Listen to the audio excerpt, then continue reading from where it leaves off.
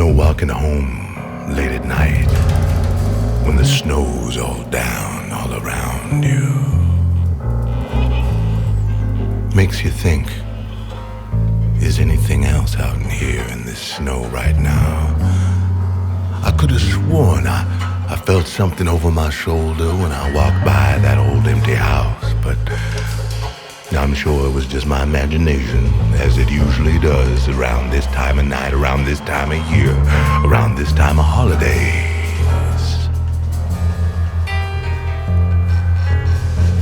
You know that feeling, that uncanny feeling that you're not alone, and that you might be about to experience something you feared all your life since you small and little and tiny and impressionable and highly imaginative and vulnerable in that way.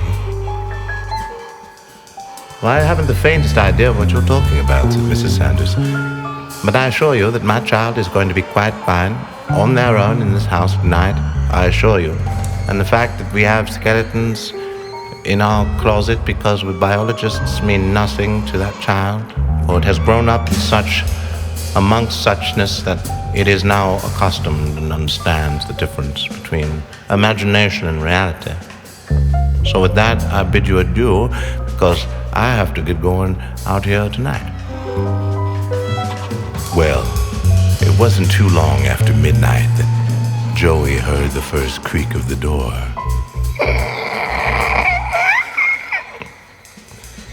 And he felt something slip into the room, but not tall enough to see over the end of his bed.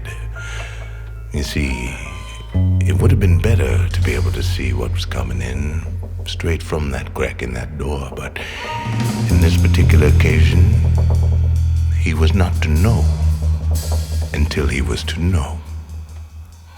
Sitting up, listening quietly, hearing the sound of his cuckoo clock clucking and clicking in there in the corner, he heard something, perhaps not the clock, something approaching the bed. You see, Joey was a little scared to look over the edge of that bed. He just figured on if he was really quiet, maybe whatever was happening would go away. But you see, it wasn't going away. It was coming closer, and he bunched up the covers around his mouth, and he looked over the edge of the bed, and suddenly he saw something pulling at the edge of the bed, and he said, no, this can't be happening. And he saw something reach over the edge of the bed to pull itself up, and sure enough, out came this little eyes and little head,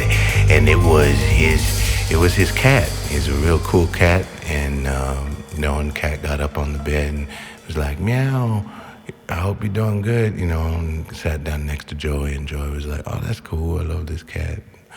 So next time you're in bed alone, expecting the worst, well, maybe, just maybe, it might be your cat.